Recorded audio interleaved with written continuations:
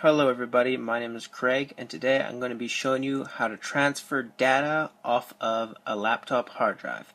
What you're going to need is a USB 2.0 to IDE SATA adapter, a computer that works, an external hard drive, and the laptop with the hard drive in it. So the first thing you're going to do is you're going to unscrew all the screws at the back of the laptop of where your hard drive is. Now every laptop is different from each other, so you may have different sections. Usually there will be two separate casings. This one is one casing, so the hard drive is under here. For you, the hard drive most likely will be in the bottom left or the bottom right of your laptop, depending on your model and the company that made it. Now make sure you have the right size tipped screwdriver. You want a Phillips tipped screwdriver and you want it to fit snugly into the holes. If they do not fit correctly, you will strip the screws and then you will not be able to open the casing to get your hard drive out. And you may have to drill them out in that case. And if you want to know how to drill them out, I can make a tutorial of how to do that. It's very simple. And if you're very careful, it's very safe. So now these screws are very easy to lose. So I suggest you have a magnet next to you and just stick them to the magnet and you will not lose them. They will stay right in place and out of the way, because they will shoot everywhere. If you don't know how to get them out, you can easily just turn the magnet upside down, run it through the holes, and there you go. Okay, now once you have taken off the back plating, the hard drive will be usually in the bottom left or the bottom right. This is the hard drive right here. You can tell because it's a huge black square. There will usually be one or two screws to secure it, so just unscrew that screw. Take note that you will not lose any information doing this, okay? The worst you can do is drop the hard drive after you take it out. So make sure you do not drop it. Mechanical hard drives especially.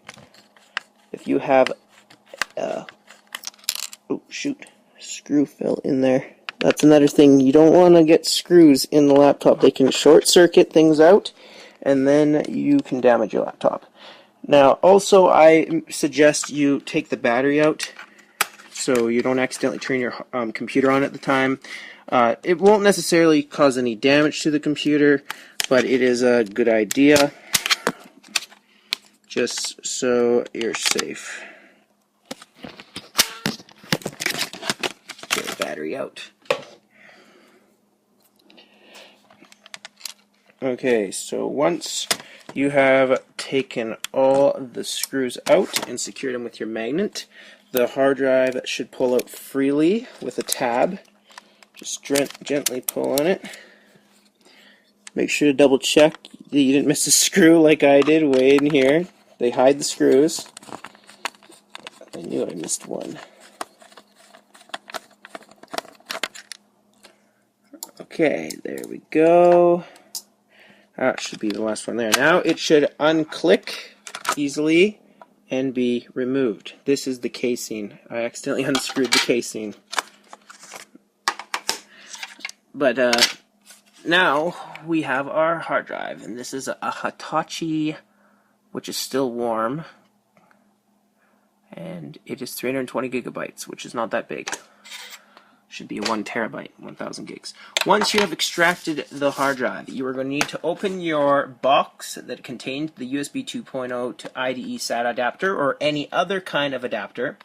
We are using SATAs, so this is a SATA right here. Okay, so there will be different parts in your box if you ordered the same one. You're going to need your power cable, obviously. Just plug that straight in. Okay. And you're going to have your adapter. This is what copies information off. And this cable will be in here. So just connect it to the front of the IDE SATA adapter and plug it in to the pins right here. If you look very closely, you will notice they have a little L shape at the bottom here. And same with on your hard drive. So just match them up and they should connect very well. There we go. Okay, now you need the power. This is what powers it. So this is a separate one. So this is the SATA, and this is the IDE. We're using the SATA. So we'll just plug that straight in. Okay, and then plug the power cable into the power bar. The adapter. There we go. Okay, now that that's all plugged in, now make sure to do this on a really big space so you don't have any issues. Okay, so now we are going to turn it on. If you notice on the side there are switches after these are all plugged in. This will turn on the hard drive. There are two separate switches, one for the IDE and one for the SATA. So make sure you turn on your SATA. Once you turn it on, if you listen, we hear the hard drive click, which means it's on. Excellent. And now, if you look over here, this is the SATA. This is the one we are going to be using. It won't flash until we plug it in. So if you look at the other end, it will be a USB. You plug it straight into your PC or Mac. This will work on a Mac also. And it will start to read the hard drive. Now, take note. This is very important.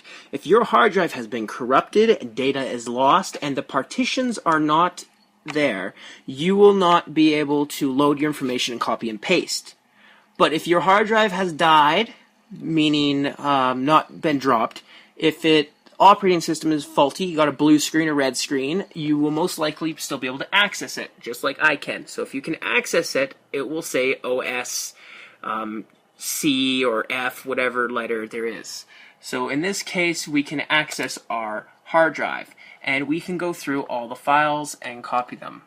So this partition is all in one. A partition is basically a sector in the hard drive that gives it its own complete separate hard drive. Meaning,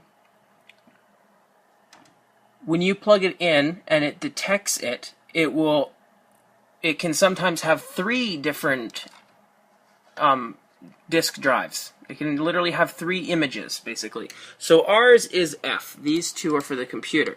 Now, most computer hard drives have 2 partitions. This is an old computer, and it only has 1. The one you will most likely want is the OS.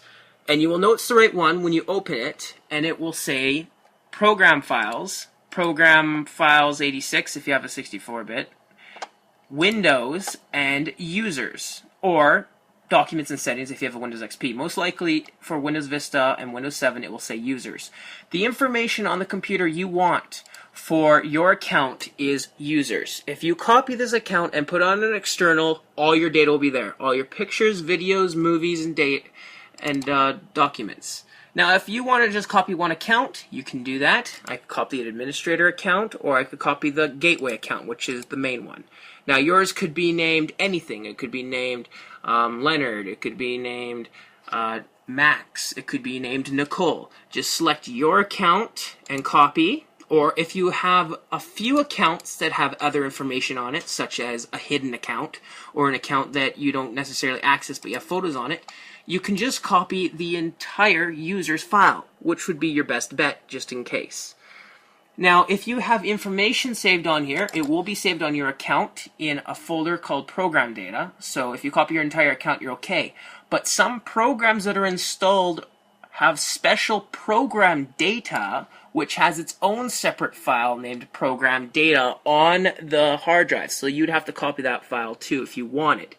But you necessarily don't have to copy this unless you have a program such as a monitoring program for your bandwidth usage. For example, NetLimiter, it saves its information to the program data on the hard drive. It saves it to the root of the hard drive. The root meaning the main section of the hard drive. So in this case, we're only copying the user file. Make sure you plug in your external. Once it's plugged in, it will pop up on the computer.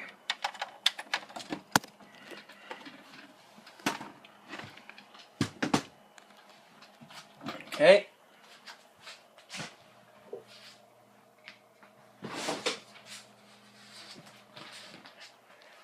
Now, if the first time you plug your IDE SATA adapter, it does come with a disk. So if you don't have this working, you can place the disk into your disk drive and close it, and it will pop up asking to install the drivers, which are needed to access this to the hard drive.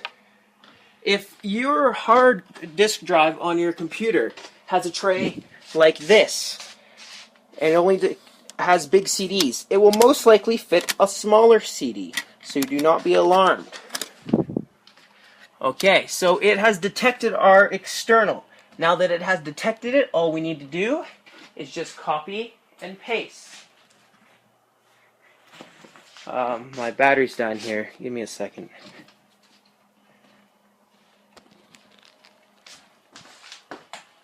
Okay, so make sure you do not unplug the cord at all during this process like I just have. It is extremely dangerous and can damage your hard drive. Make sure you are very careful.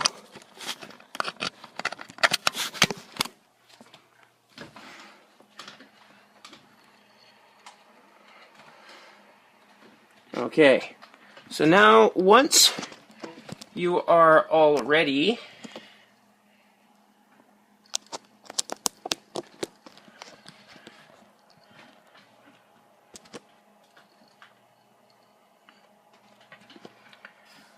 after you have selected what you want to copy on your hard drive, in this case I want to copy the entire users folder. So that would be under users, which would go alphabetical. And if you can't find it, you can always click name up here to sort alphabetical. And then it goes folders A to Z. So it should be right. Oop, I got it backwards. There, users. So I want to copy my users folder. Right click, left click, copy. Then I want to go to my external. Click open if it pops up. If this does not pop up, just simply go to the bottom left of your computer, click start, and go to computer. Then select your external, whatever it is named. It will most likely be the biggest one if it is a huge external. So if you know the size of your external, it is very easy to find. So this is this external. Make sure you have enough space, because your entire account could be 100 gigs, depending on how many photos and videos, music and documents. Videos and music and pictures are going to be the biggest. But also you might have files that you may not realize that are huge on there. So I would just select here, and then I'm going to make my own folder so I know where I'm putting it. So in this case, I'm going to make a new folder, and I'm going to name it Craig's Laptop. Sorry, I'm doing this with one hand. Backup. There we go. Now open it, right click, paste. And then it's going to ask you permission. It may ask for permission, depending if you have your options and settings enabled for your computer, such as Windows Vista and Windows 7. It may pop up. Click yes. After you do that, you may have another notice that gives you permission, or it will ask you and tell you there is already a file with the same name in this location. So just ignore this because it's asking you. Don't say copy, but keep both files. This is extremely important. I'm glad I read this. Do not click copy, but keep both files. If you do that, and you are overwriting your user account onto an external that has a user account with the same one, in this case we're not, it will say it will create a second of every one. So do not do that. Instead, when you paste it, make sure you click yes. And then click copy and replace. Copy and replace. Very, very important. We are not deleting anything off the anything off the laptop hard drive. We are only copying. So this won't get rid of our information, but this one at the bottom could wreck our information. So make sure you click copy and replace. And if it keeps popping up over and over, just go to the bottom left, click do this for all conflicts, and then click continue, and it will start copying data. And you are done. Okay, so thank you everybody for watching.